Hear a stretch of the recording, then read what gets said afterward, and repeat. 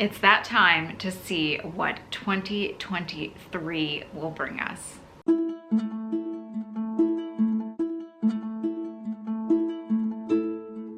Hello everyone and welcome to Paper and Moose. It's that obligatory video that wraps up 2022 and we talk about our hopes and our dreams and our desires for 2023.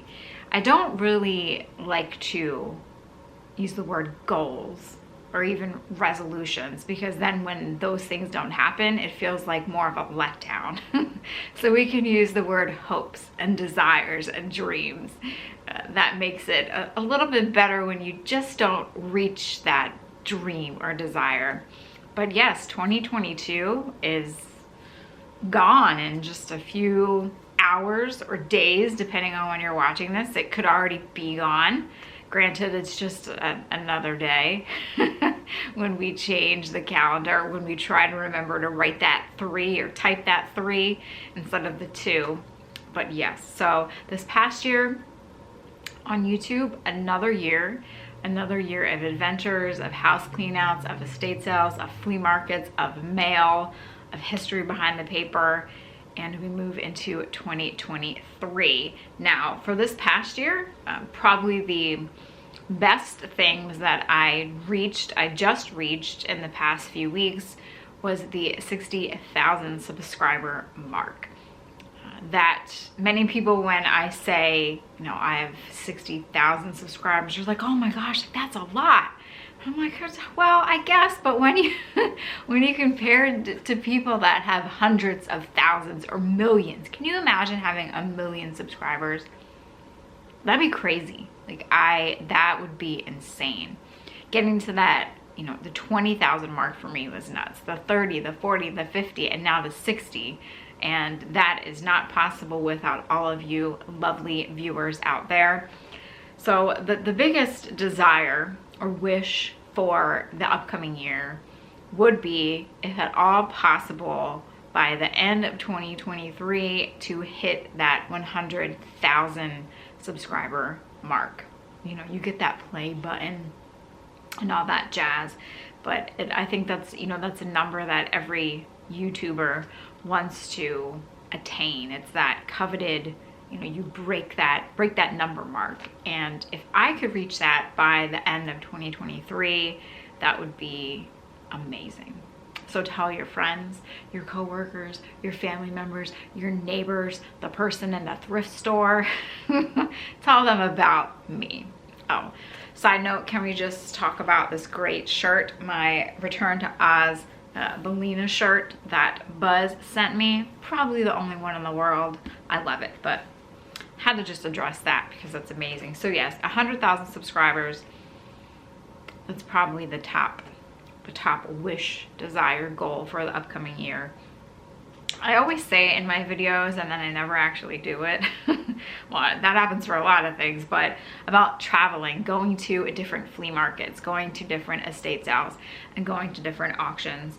And I think the biggest reason why I just don't hop in the car and drive the 2 hours to an estate sale is because of all the what ifs, you know? So 2-hour driving, there's gas. Yes, I know gas can be written off, but it's 2 hours to drive there. And if it's a sale that you need to be in line for an hour before, you know, I'm leaving at 4 in the morning to get there for 6 a.m. so I can be in line and have a spot. Then you wonder about the pricing. Are the prices going to be through the roof at the sale? Is the pricing going to be crazy? Is it going to be wonderful? And what if I come away with nothing? If I leave with nothing, then it's like, and I'm just speaking the reality that I feel here, but then it's like, okay, I actually wasted 4 hours driving there and I got nothing. I have video, sure, but is it an exciting, a wonderful, look what I found video? No, it's I drove 4 hours round trip and came home with nothing video. But that is real life. That's what happens in this world of reselling. And I've shown that plenty of times with many of the thrift stores that I travel to. So, you know, do I just risk it and go to that sale that looks decent and hope for the best? Or do I stay in my little, you know, radius here, my bubble, and not go? It's funny, that just reminded me, at an old job, my boss had this thing called the Renadius. It was Renee's radius where she would or would not drive to. So it was the Renadius. That's really funny. I just remembered that. He was a great boss. Probably one of the best bosses I've ever had, actually. Side note again. But yeah, my Renadius. Like, where should I expand that Renadius? I know I should. Of course, there's always the make it, you know, an overnight trip. Find a place nearby, especially if it's in a cute town, stay in a hotel nearby, and then you don't have that 2-hour drive that morning. You can go there and shop and then drive back home. So that's also a possibility. Flea markets are a little bit different on that aspect than estate sales. Again, I guess I could stay somewhere overnight, but flea markets, you know, some days you have amazing flea markets where every single person has just brought out their best, and other flea market days are like, ugh. Does every flea market have a tote man? I don't know. I also have to think about the tote man and my, my plan of action for the tote man, and what I want to do. You know, I always think, should I be more aggressive? You know, should I just go and take all those totes out and shuffle through all the bins and go from here to here to here to there? And I don't know. I probably won't be. Anyway, rant again. So yes, travel more to flea markets, auctions, estate sales, etc., and see what lies in that big blue world, according to Nemo. Another one I have my little notes here that I keep looking at, are creative endeavors. We're gonna call them that. I've been saying for how long I wanted to make a junk journal or, you know, start up sewing and do the sewing projects that I have. And it's not like I don't have the material to do so. I mean, I have lots of paper and lots of old fabric. But I think for me, because like many other things that I do, I need it to be perfect. And do I want to film myself making this junk journal that's going to turn out looking not so great and then have a slew of critiques about it? Am I going to make the perfect junk journal off the bat? I have no idea. But I do want to make one. I do want to do more crafting things, more making physical objects versus making videos. That kind of ties into making more of the history behind the paper. History, I love history. I love doing research. That is my favorite thing to do. And I'm hoping that in 2023, if I can kind of get videos down pat and have a few successful videos each month, then I can take those 2 or 3, 4 days and not make a video every day, not make myself go to the thrift store just to have some content, and I can focus on the research. I can focus on doing the junk journal, on the sewing, on the craft. I can do more of that and not have to worry about, well, I need to go to the thrift store, spend half an hour at the thrift store just looking at stuff, making videos so I have a video for a Thursday. There are many YouTube content creators that they only put out 2 videos a week, 3 videos a week, and you know, when those videos get 150,000 views, that's amazing. You know, for me, that would be awesome to have 3 videos out each week and each video gets over 100,000 views plus. Like, that would be wonderful. But that's not the case right now. And I just have to remember, just keep, you know, the nose to the grindstone, so they say. And try and focus on what I can do, what I can control. And if I don't want to go to a thrift store and record a video for 15 minutes of just the stuff on the shelf, so I think I'm going to have a video like that coming up because I did make myself go to the thrift store, so that's fine. I can stay home and I can research and I can put that video out, and that video might only get 3,000 views, but I loved researching and I loved making it, and that is what counts. So yes, more history behind the paper, more creative endeavors, and either sharing that process, sharing the final treasure that comes out of that creative endeavor. We'll have to see. But I would like to finally, instead of just saying I will or I want to, finally do it and see what happens. Because who knows, it could be a complete success, or I could say, you know what, I'll stick to something else. And then there's also the paper and mousse. I do not like this word, merchandise. I could call it moose-and-dice. No, mousse.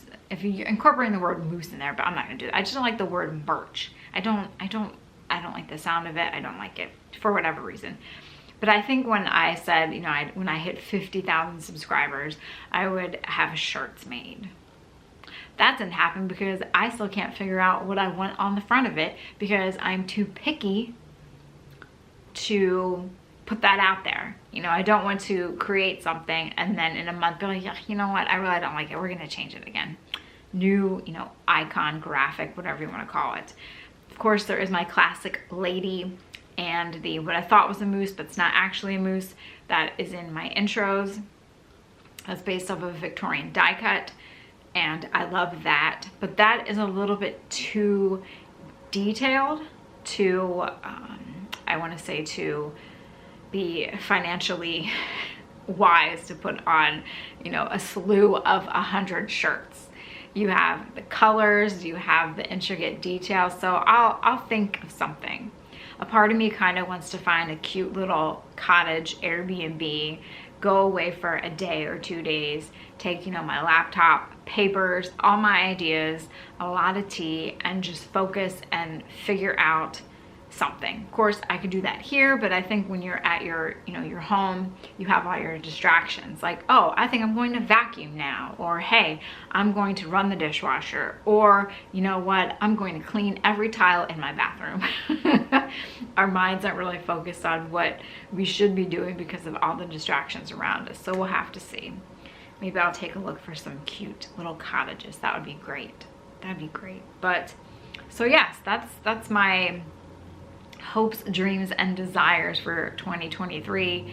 2022 was great, reaching that 60,000 mark. Many adventures with the flea market, the tote man, I call it the hot dog house, the pick where it was the most foul smelling house I've ever been to because of the rotting hot dogs. I still have not had a hot dog since then, and I don't know what that's going to be like. We shall see. You had the vintage house, that was just recently. What other homes did we have? I'm trying to think the other places I went to with Tony. Everything just kind of blurs together.